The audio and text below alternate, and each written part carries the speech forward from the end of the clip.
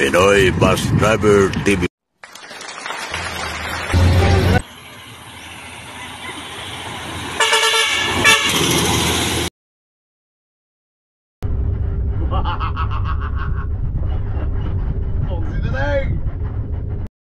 morning, mga kuset.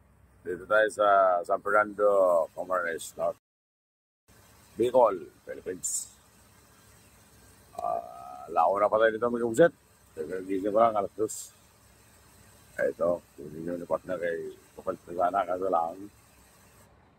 Bali ang ating mga bulye, mga kuset, bali. Sa kaliwa. Isa lang ang hindi pa bali, ang Madre. Sa unahan. Shoot tayo. Tingnan natin. Shoot tayo.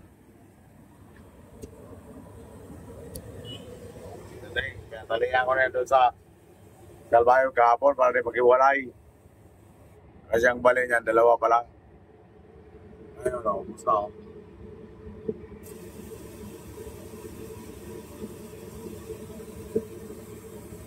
Makabahay na yung dapat rin.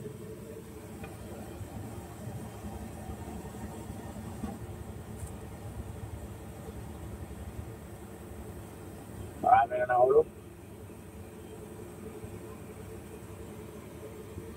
Dito yan sa unahan sa kaliwa.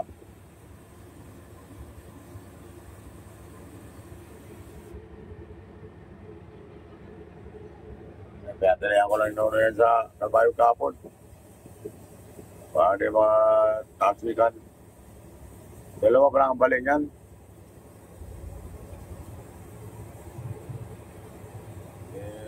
Mga umpis ang Pasay. Dito na tayo sa Fernando ito. Bukas, bawin tayo. Bibili tayo ng bibili. Ito tayo.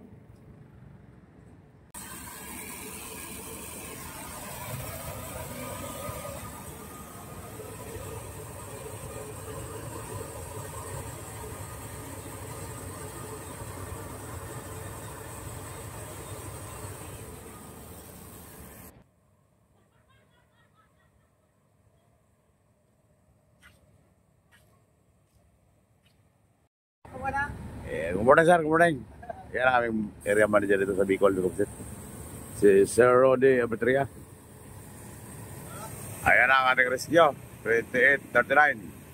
Sumating na, galing pa Irigayan. Sa ating mga pasayro dyan, huwag kayong mag-alala. Yan ang ating rescue. Puyat ang puyat. Alas 8 na aming kumsit ng umaga. Kailangan pa kasi maabala tayo kasi galing pa Irigayan bus. Natagalan kunti. Ibabaan natin ang ayan na. Ihantayin nyo lang yung mga gamit niya. Baka maiwanan yung iba. Nandiyan na yung rescue. At pasensya na kayong lahat, ha? Hindi natin naman masabi ang ganitong biyahe. Masiraan tayo minsan. Kaya pasensya na kayo. Nagagaling pa ng Iriga ang ating bus sa rescue. Maliligo pa yung driver. Gigisingin pa. Kaya medyo matagalan tayo. Huwag niyo makalimutan panoorin itong mga video nyo, ha?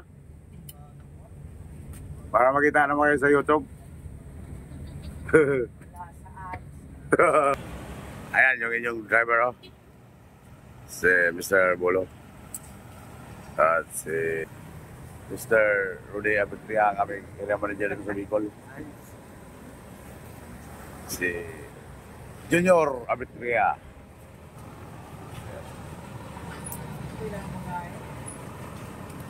Kunti lang yan. Mabuot-abuot lang yung mga bagay nila. Walang mabigat.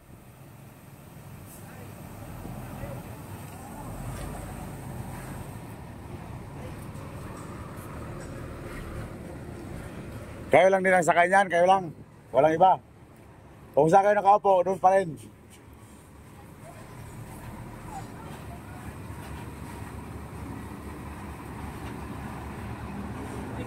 Si Mr. Dugaw lang driver, saka si Bolo. ating mga pasahero, may kapugsit ito. Dito tayo sa San Fernando. Ayan yan si amigo. Ang mga gasman dito. Pugsit ito.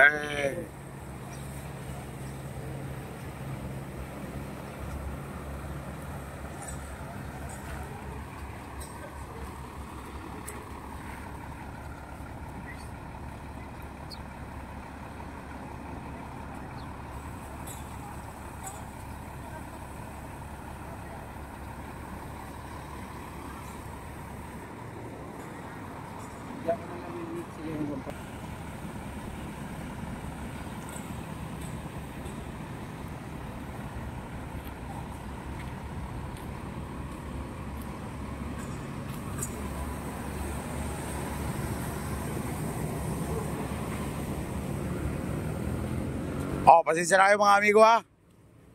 Pugsit na tayo mga amigo, pasensya na kayo ha. Ano masasabi nyo na siraan tayo? Natural yan. Kasama sa anong buhay yan. Ayan ang gusto kong marinig sa pasahero natin mga amigo. Pugsit na tayo. Oh, double check tayo mga double check ha. Pag hindi pa nakalas ang bus, ilipatan nila. Baka may iwan pa sila dito. Ito. Double check. Sa ilalim. Sa taas. Baka may iwan pa sila. Pugsit na tayo. Ano? Box pa yan?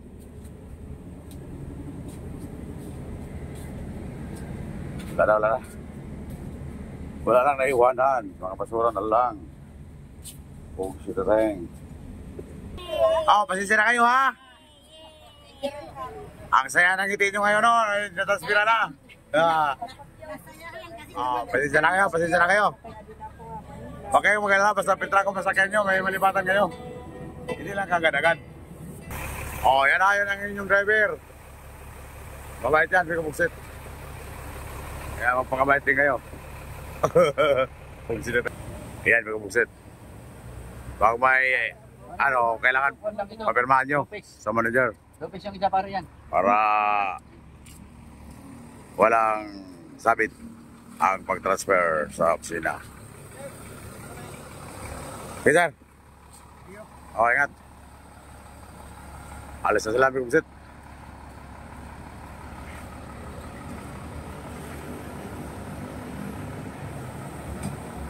Alas 8:35 ng umaga.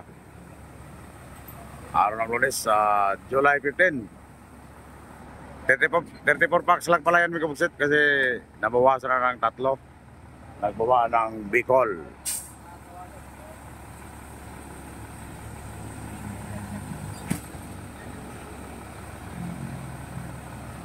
Bye-bye.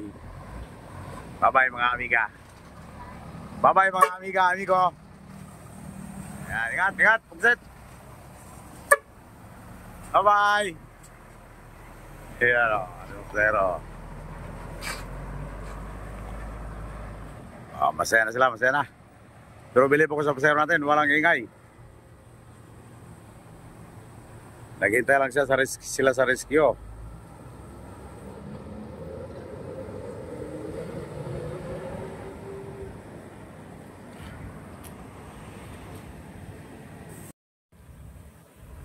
Ito na, Pugsit. Dito na tayo, nakaparking na tayo. Kaya hintayin na tayo ng gagawin sa mekaniko. Pugsit na tayo.